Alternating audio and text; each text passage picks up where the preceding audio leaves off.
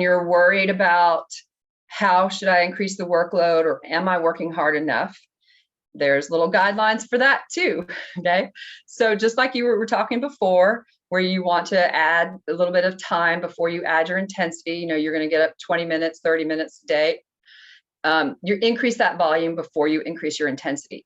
So once you're walking or riding your bike or whatever you're doing for that 30 minutes, and you're like, oh, that's kind of easy, then you can increase your intensity a little bit. And there's a scale, it's called a RPE, rate of perceived exertion. And you can see on the slide that corresponds with a heart rate.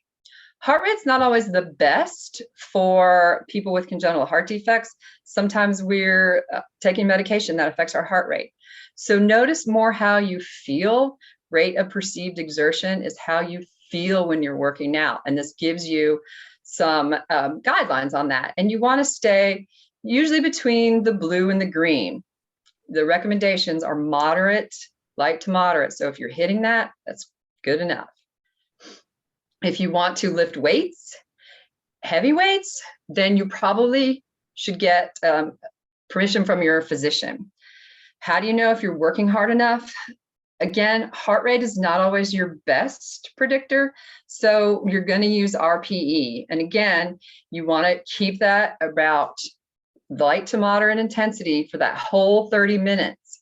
If you can't get it for that whole 30 minutes, that's fine. Go to light.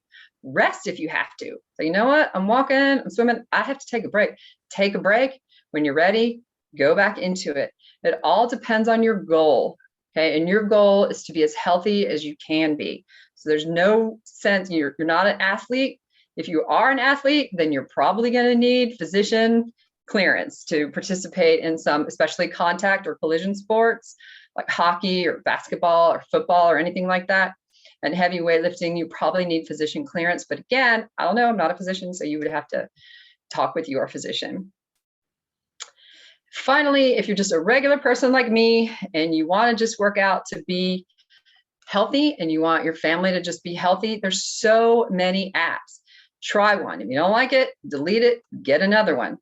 FitnessPal, MyFitnessPal is a good one. It has some short workouts, right? Maybe 8-10 minutes that you can do if you're stuck at work or you're waiting for the bus or whatever it is. Better Me is another app. Peloton, you don't actually have to buy. That one's not a free app, but you don't have to buy the equipment. You can just follow along with the workouts.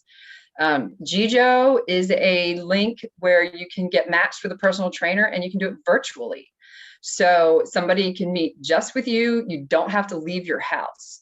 So I like that option for a lot of people because it's specific for you, which makes it better than an app, and it's all within your own home. I have a website and a YouTube channel, so you can check out some videos there. All you really need is resistance bands or a chair. You can, if you're going to join a gym, though, I highly recommend you do get a trainer. If you don't have any background, you wouldn't join a country club to learn how to play golf and not take golf lessons. So make sure if you join a gym, find a good trainer that you can relate to. And finally, remember to focus on your stability and your mobility, not just your strength and your cardiovascular endurance. And so these are just some exercises that I threw in here that you can do with just a chair. So if you don't want to go out to the gym and you don't have to worry about any weights at all, because most people have a chair of some kind in their home, just make sure it's a sturdy chair. And you can do all kinds of exercises for your upper body, for your lower body, for your cardio, for your chest, for your back. So you can get a really good workout doing 8 reps one time around, and then you're good to go. And then finally, just a little video to show you what you can do at home. So don't have to go anywhere. So there's many resources. Be sure to ask your physician, ask your friends. You know, you can look, there's many Facebook groups for congenital heart defect people. So find your people, listen to your body, right? That's the moment, you know when you're sore, you know when you're working too hard, you know when it feels right. Trust yourself. Be patient, right? It's not going to happen overnight. You know, those athletes that you see on TV, they didn't get there overnight. They spent years. So just stay consistent, because that's what's important for your health. The consistency is the most important piece.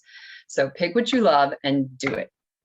So in conclusion, we both agree that exercise is beneficial for people living with congenital heart disease, both for physical and mental health.